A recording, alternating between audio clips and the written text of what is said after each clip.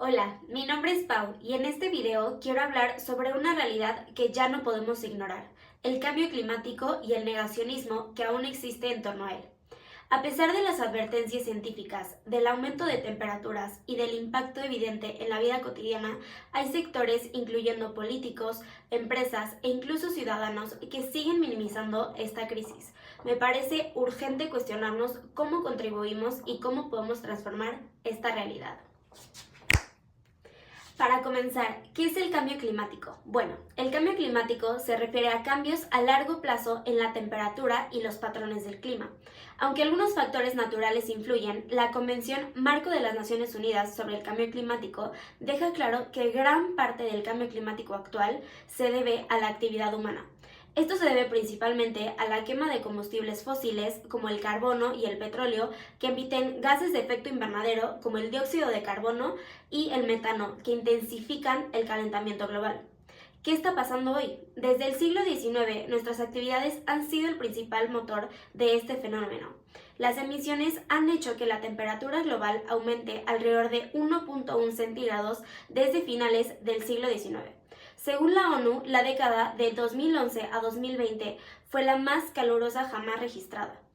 En el documental From Paris to Pittsburgh se menciona que en Estados Unidos más de 300.000 lugares y negocios podrían sufrir inundaciones crónicas en solo 25 años y que para fin de siglo podrían ser más de 2.5 millones. Las tormentas se han vuelto 20% más destructivas debido al calentamiento del océano. Además, el aumento del nivel del mar, el deshielo de los polos, la pérdida de biodiversidad y los eventos extremos como olas de calor o incendios forestales son cada vez más frecuentes. Ahora hablemos de nuestro país. México también está siendo gravemente afectado. Según el gobierno, el país se ha calentado desde los años 60. El sector transporte genera el 30% de nuestras emisiones. Se espera una caída en la productividad agrícola de entre un 25 y 30% y ciudades como la Ciudad de México enfrentan una posible crisis hídrica. A pesar de contar con leyes y políticas como la Ley de Equilibrio Ecológico y Protección al Ambiente, la Ley General de Cambio Climático, la Ley General de Vida Silvestre o la Ley de Desarrollo Rural Sustentable, México ha retrocedido. Nuestra participación en energías limpias cayó a menos del 22% en 2023. Según Climate Action Tracker, nuestras políticas son críticamente insuficientes. El cambio climático es también un asunto político. Íñigo López, periodista del País, explica que el negacionismo parte de negar el problema o de afirmar que la humanidad no tiene nada que ver.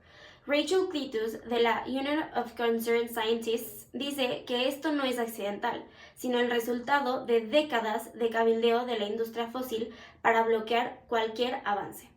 Carter, en su análisis de 2015, identificó 3 estrategias políticas: negar abiertamente, ignorar el problema o integrarlo en sus agendas. Lamentablemente, muchos líderes han optado por las primeras dos. Donald Trump, por ejemplo, retiró a Estados Unidos del Acuerdo de París.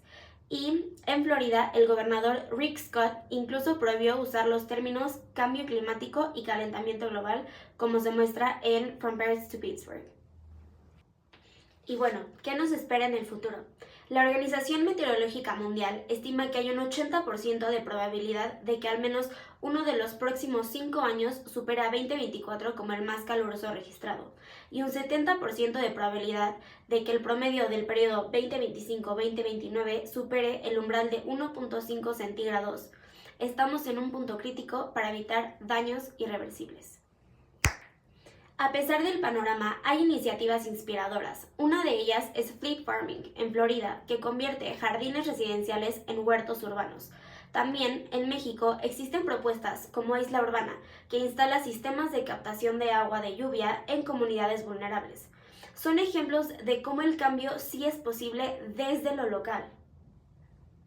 Desde mi formación como diseñadora industrial, comprendo el impacto ambiental de cada objeto que diseñamos. Por eso, me comprometo a crear proyectos que reduzcan la huella ecológica, priorizando materiales sustentables, desarrollando productos duraderos y promoviendo sistemas de diseño circular. Una acción concreta que quiero implementar es diseñar empaques reusables que tengan más de una función después de su uso inicial, fomentando así un consumo más consciente. Creo que como diseñadores no solo debemos crear objetos bonitos o funcionales, sino asumir un rol ético y propositivo en la crisis climática. No hay planeta B y el tiempo de actuar es ahora.